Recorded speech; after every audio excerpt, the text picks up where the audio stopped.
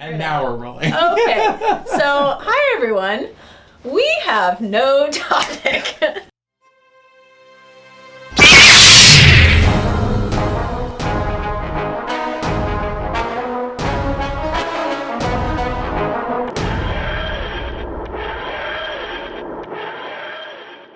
So we're gonna just start talking.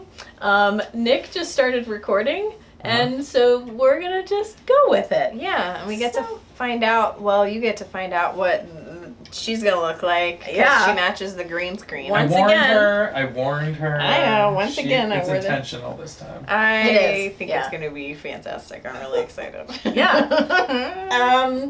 So one of the things that we were talking about earlier was your dog. My dog. And Yeah. her injury Yes. that kept you from going on vacation. Yes, that's very sad. She's fine now. She got her stitches out this morning, and she didn't even know she had stitches. She was fine the whole time. Yeah. That was like the kick in the ass, I think. Was like she had stitches. We had to keep her from running, which didn't really happen. She just went on with life as usual, experienced seemingly no pain whatsoever, and was fine with even having a cone on. Like, it made her feel really special. Like, we would get the cone out and she'd be like, ooh, this is really fun and exciting. Thanks for getting me a new accessory to wear.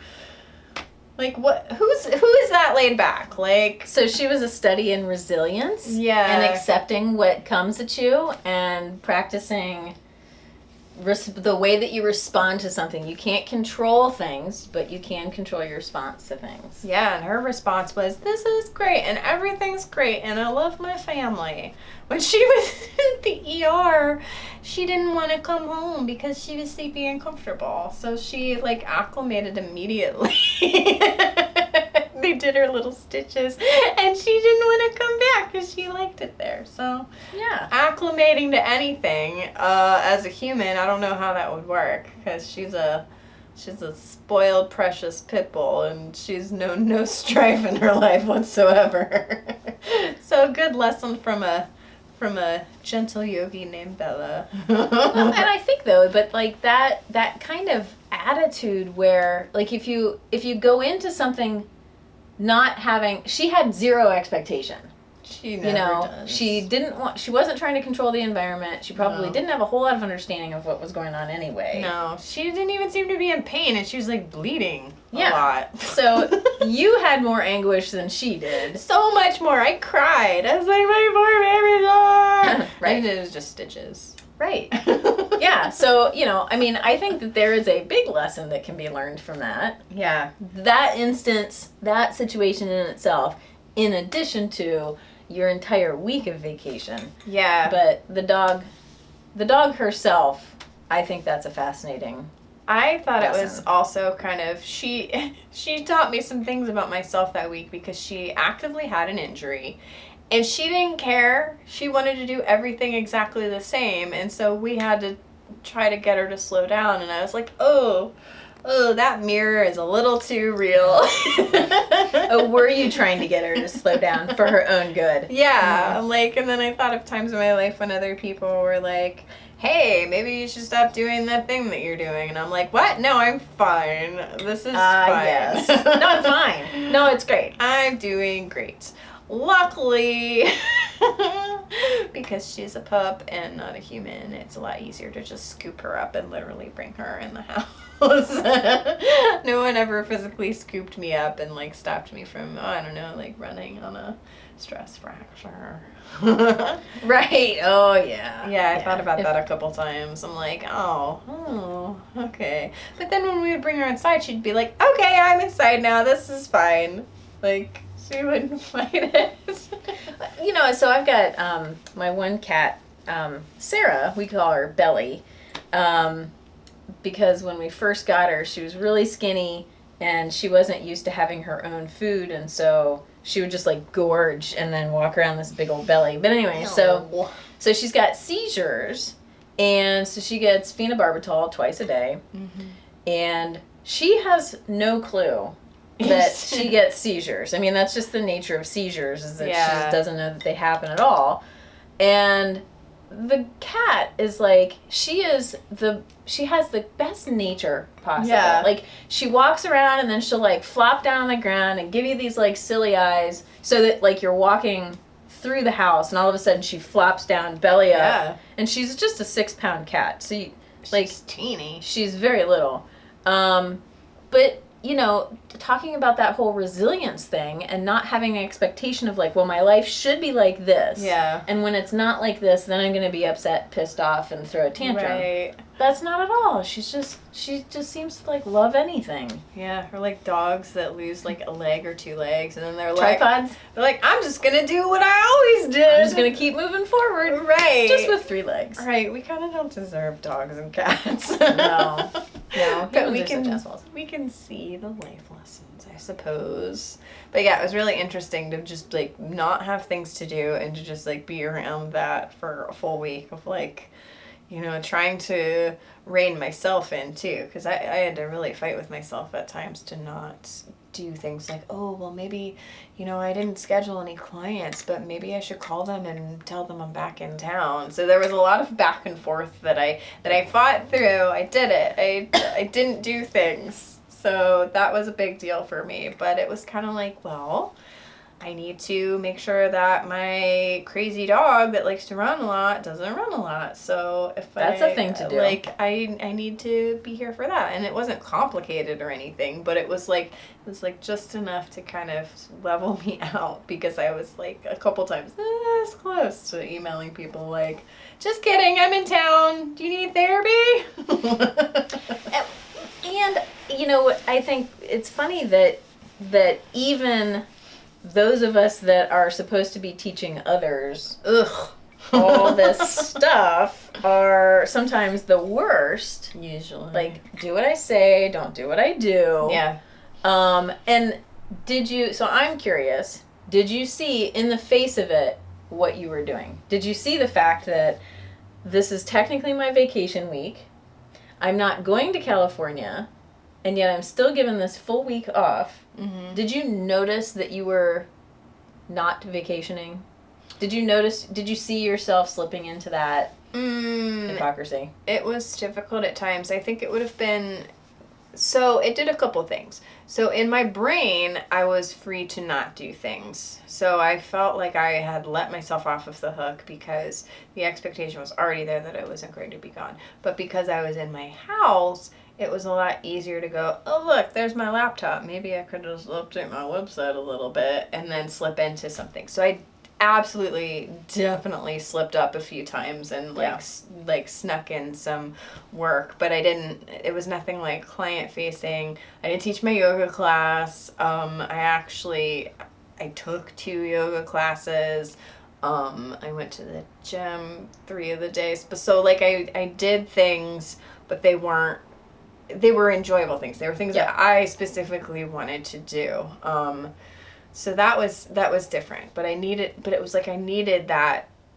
it to be set like on a calendar that I wasn't working. It was, if it had just been open-ended and we weren't going, and I don't know if I would have been able to do it if it was just like, oh, I'm going to take a week off. I think if I would have said I'm taking a week off and not the expectation of, you know, I was supposed to go on vacation and so everybody thinks I'm on vacation, I don't know if I would have done the same. I think I might have been like, well, maybe just a little work, and then... Well, I'm super proud of you for actually taking a week off for real. It was really hard, and then I think I started going off on a tangent about other people not doing it. Like, I got, like, real high and mighty about it. Like, by, like, day 4, I was like, why don't people just take breaks? I don't understand it. I'm so good at this. Yeah, I was like, God, society, what a mess, am I right? And you were like, what? Just say You were like, I think I did call you self-righteous. Yeah, you did. You called me self-righteous. Like, oh, okay, you've been off for a few days, and now you're all high and mighty. I'm this. Yeah, whatever. It's all right. Yeah. You know, and it's like, I'm trying to think of the last time I actually took a day off, and I really don't know. I really don't know when that is. I don't know, because I asked you, I was like, do you need a written permission slip? Because I do this thing. Brene Brown, thank you, Brene Brown, for everything you've ever done. But she has in Daring Greatly this idea of writing ourselves permission slips to do things. And I think that's brilliant. It's really hard, but she's like, just use a Post-it or whatever the thing is and put it where you can see it, giving yourself permission to take a break, to not do a thing, to like just let go of something. And people sometimes just need that permission. I need it a lot. Like, I hate that you know, that need for external validation is so hard. So sometimes you gotta, I don't know, I do that with clients. I'm like, well, if you would like, I can give you verbal permission to let it go. And I think that's where, like, you know, when we have our restorative classes and things like that, I think a lot of it is simply people get to say, I went to yoga. Mm-hmm. And I don't need to tell you that it wasn't hot power yoga. Right. You know, I went to a yoga class that was restorative, and basically I paid the teacher to give me permission to just lay there for an hour. Yeah. So one of our buds here at the studio, Julie, she came on Wednesday and she was like, I am so excited for this class because I'm excited for somebody else to tell me what to do for an hour-ish. And I so understand that. Yeah. I can't tell you. Sometimes I just wish somebody would just tell me, like, what to do in a day. Like, just tell me, like... I think that's where, you know, being an adult, like, I'm so tired. There are days when I just can't do it anymore. So, like, this morning, it was so nice. I had a phone call with my financial advisor, and he, oh, my God, he just, like, validated me. And he's basically, like, because I was asking him how to pay for certain things, like what money am I going to use to pay for my tuition? And he was literally like, just use this money, then we're going to move it over here, and then when you sell your house, we're going to do this. And I'm like, oh my God, thank you for just telling me what to do. Like, that's all I want. That is what I liked very much about, so I now have the same financial advisor, and he literally told me, like, within 10 minutes of knowing me, he figured me out, and he's like, whatever you want to charge people, add 25%. I guarantee you, no matter what you charge people for any of the things you do, you're already undercharging. Because I started telling him, like, what some of my rates were, and I could see his face going, like, lady. And then he was just like, 25, maybe 30% more, no matter what you think. And then I was just having somebody say that to me was, like, all the validation I needed. And I was like, yeah, I could do that. He kind of pointed out, like, he was like, if somebody pays $75 for something, the likelihood that they'll pay $100 for something is pretty high, because that's, like, only $25 more. And if you were doing a service where, like, a tip was provided, that would be what they would be paying anyway. And I was like, oh my God, it's all so simple. And I was like freaking out about things. I'm like, oh, well, I want to, like, you know, I'm just starting out, and I only have this many clients, and I want this many, and I don't know if I can make this much money. Mom, what's money? And he was like, he pointed out to me, he was like, you would only need to see, he's like, say you wanted to make $4,000 a month, and you charge this much, you would only need to see this many clients. And it was a number that was, like, really low, and I was like, it's reasonable. Yeah. Oh. And you wouldn't get burned out. That is so much less work than I thought it would be. But it was him saying, like, I'm a professional at money, and I'm telling you this will work, and that it's actually really easy. So just do this thing. And not in a way where it's like he's telling me, like, you know, you need to do this, or you should do this, but basically just laying it out like, this is a really simple thing. Yep. Like, just do what you're doing, and you'll be fine. And instead of, you know, being like, oh, well, I couldn't do that, I was just like, oh, okay, cool. Somebody told me to charge more, and it makes sense, and I can. So, the moral of that story is that everybody should get a financial advisor. Yeah. Yeah. So this is not necessarily a promotion for Northwestern Mutual. However, number one, I don't pay for them. Yeah. This person's just giving you life advice. Yes. Because it is easy for them. And you could literally listen to the things they say and do them and then be happier and have more security. Yeah, I mean, literally, like... I'm, like, blown away. Yeah, so the first time I went to my financial advisor, I was super dubious because it was just a friend of mine who was like, here's a, like, go to this appointment, do this thing, and I'm like, I don't know what it is, whatever. So I was super hesitant going in because I thought... Yes, they are at the end of the day, they're trying to get you to use one of their services, which is like, so I've got some mutual funds through them, and I've got my disability through them, like practical stuff that I actually need. Yeah, this like I'll do that. It's like disability insurance. Yeah, this isn't BS. Yeah. So, so I went in, and after I finally like calmed down, there were two people that were sitting with me. They're no longer there, but. So I sat down, he had a blank piece of paper, and the other gal was sitting next to me, and he's just asked me, like, tell me about your life, and I'm like, what? Yeah. I'm like, okay, because I overshare. So I start telling my life story. Yeah. And he's taking notes, and I'm like, why is this relevant? I overshared, too. And then at the end, but here's the thing. So then at the end, he is looking back at the notes. He's like, all right, so you told me about this thing, you told me about your mom, you told me about your studio, you told me about this. And so he brought it all together and, like, helped to guide me and decide, like, the best kind of mutual fund package. And because I told him about all sorts of things, he's like, let's do the disability now. This is something that we don't need to do yet. Then I got this new guy, because that guy left, and now I got this new guy, Dan, and who we have the same one. That's what I'm going to. Yeah. And so tons of life changes in the past 6-8 months. So I go in and I talk to Dan. And I'm like, well, I'm going to tell you my whole life story because you're new and my life has just flipped upside down. He's like a therapist that manages your money. Yeah. And so I sit there and I tell him, I'm like, just be prepared. I overshare. He's like, no, that's great. So he takes all these notes. And not only does he tell me, okay, based on this and these changes that you're doing and this is what, and I'm even telling him, like, this is my plan. So I talked to him prior to going to school, and he told me how to, like, what monies to pay and how to move stuff around the most efficiently.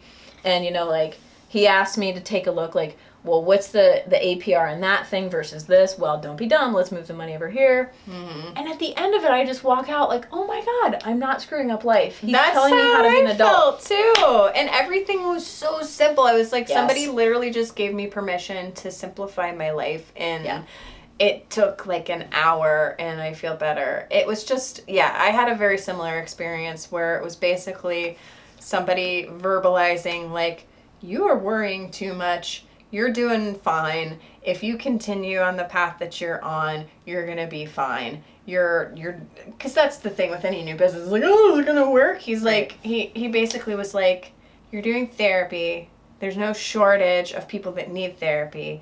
If you charge what you should be charging, people will pay it. There's no reason this won't work. So just to have somebody just verbalize that to me, it was like, this is all I've wanted to hear. And I think also, like, unfortunately, also hearing that from a man, like, not hearing it from a man has a different relationship with money than women do, which is why Jen Sincero's book. He acknowledged that in a way that I thought was actually really smart and cool, and I really appreciated it. He was like, he's like, here's a couple things I just want you to know. Women undercharge, men overcharge, women tend to, and he's like, and I'm not saying this in a way that is based on anecdotes. He's like, this is research. And honestly, it's true. So here's another not so fun fact. Women are more likely in terms of bicycle accidents to get hit on their bike in traffic because they follow the rules.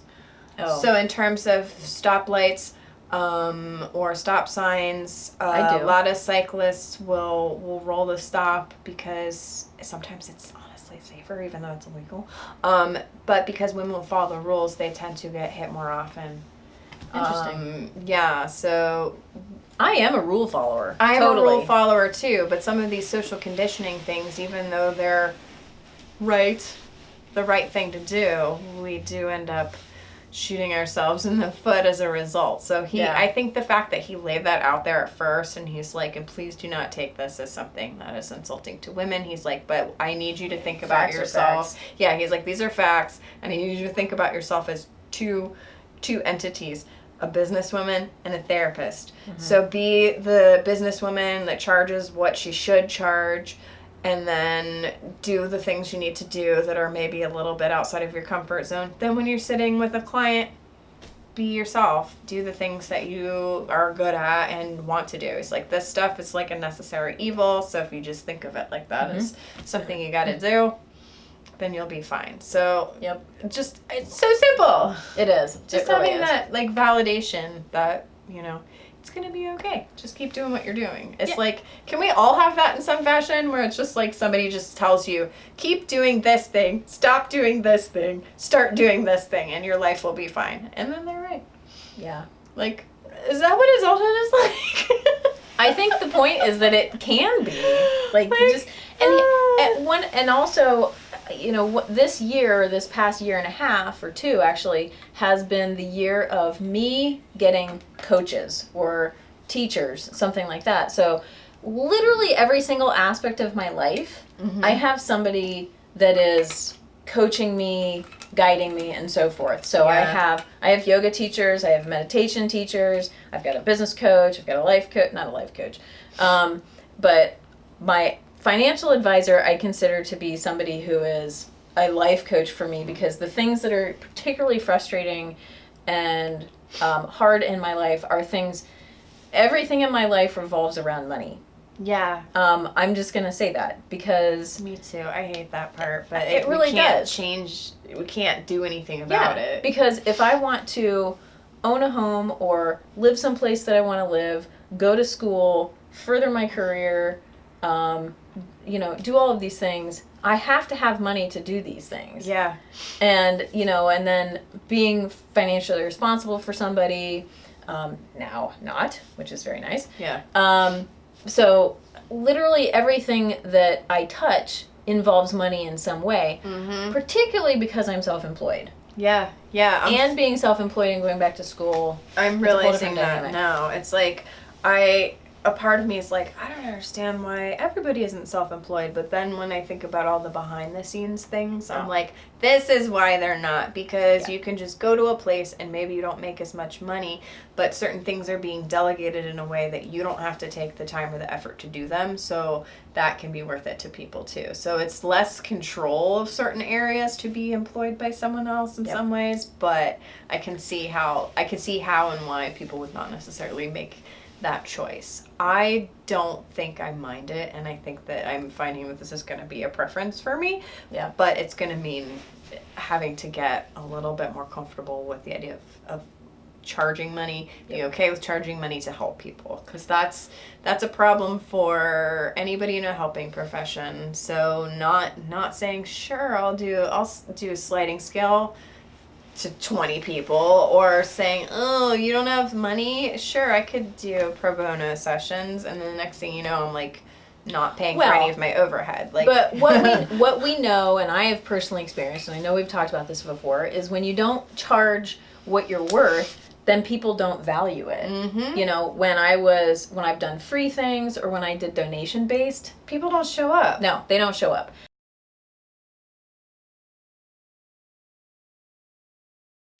Rebel of the week. Oh, that's right. Okay. Yeah.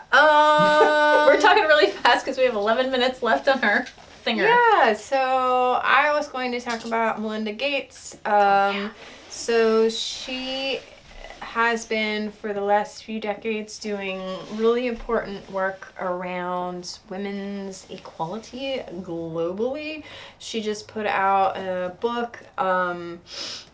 And she is also kind of ramping up some new things as well. The reason that I chose her, because I realize her and her hubby are like, you know, the top 1% and they're super duper rich. But she is a Catholic. She's been a Catholic her whole life. And her life goal at this point is to bring family planning globally, because in terms of Too many people. the world population, we have had for a little while now more men than women. Not in the United States, but globally. Reasons for this include violence towards women, but death as a result of having too many children or in childbirth or being unable to take care of children. And that is because there is not enough access to contraceptives in many countries. And there have been attempts, but they haven't been enough. So she's really ramped up her goal of funding globally with all the buckets and truckloads of money that they have, these countries that don't have clinics, so that they have clinics, so that women can plan these things, so that they can live longer, so that they can have healthier children. And also Catholics don't believe in birth control at all, so she's had to really make peace with that and decided, this is not a matter of religion, this is a matter of gender equality. And I think the estimate was something like, if we truly wanted men and women to be equal, it would take about 200 years or more for the things that need to happen. Right. And that got a lot of backlash from, the internet. People are like, why is it always gotta be a gender thing? Well, because it is. It's not equal. Because it's not equal. If we literally don't have as many women as men because women are dying, we're not equal. So I would definitely recommend checking out her new book. I think it's called Something to Launch. We'll have to put it in the notes. I read the book. I just recently read the book. I should have it right here, and we can edit out that in a second. We can edit out me looking because I read it. Boop-a-doop-a-doo. The Moment of Lift. The Moment of Lift by Melinda Gates is a book that you did read it? I did read the book. Oh, well then let's make that the book of the week. But you already have a book, and I just did a book. Well, okay. It can be both, or you can talk about that one next time. Let's talk about that one next time. We just It's roll all with related it. to Melinda Gates. Yeah, so that's what the book is about. And I was a little bit hesitant to have her as Rebel of the Week because I'm like, she's a super rich white lady. She's super privileged. But then reading this book, I was like, she's done the work. Yeah. So in terms of Microsoft and her being at Microsoft back in the 80s, she was the only woman. She was the only woman to study computer science within her class and to get a master's degree in it. So she has gotten to a point of privilege and money and all these things, but I feel like just based on just reading what she's done, I was like, I think they're good people. The Bill and Melinda Gates Foundation is a really good foundation. Yeah, so I was kind of like, okay, I get it. Like, they have a lot of money and the distribution of wealth is horribly off, but we can't fix that. What we can fix is this global gender inequality, and that's what she's been working on. So, and if you don't want to give money for her book, then go to the library. Yeah. If she's got enough money, then just that's what I did. I got it from the library. I love the library so much. The book from our last episode, it was a library book too. I don't buy any books. So don't buy books. Go to the library. Don't buy any books except by Spiritual Rebel by Sara Bowden. Right. Because we love her and she gave us these wonderful water bottles. Say Spiritually Rebellious. Yeah. And we didn't get to thank her. So thank you, Sara. Thanks, Sara. And she gave us some sweet pins and she gave us stickers, and then she gave us these bookmarks that are cats dressed as Princess Leia. So she's our bestie via the internet. Yeah. But yeah, Melinda Gates, Rebel of the Week, Book of the Week. I guess we just smushed it all together. There we go. It's that kind of episode. Well, done and done. Hope you liked it. There you go. There you go. So, it was an episode. That's it. And it happened. And like it and subscribe and do all to that. us. And I realized too, since we're on Apple podcasts, you can give us stars. You should give us all the stars, and you can do a little review of it. You'll see it as Yoga Happiness / Yoga Rebels, but it's also Yoga Rebels. I don't think there's another Yoga Rebels on Apple Podcasts, so that helps us too. If there is, they're inferior. Yeah, well, last time I checked, there's no inferior Yoga Rebels out there. Okay. All right. Great. Till next time, keep the rebellion alive. Bye.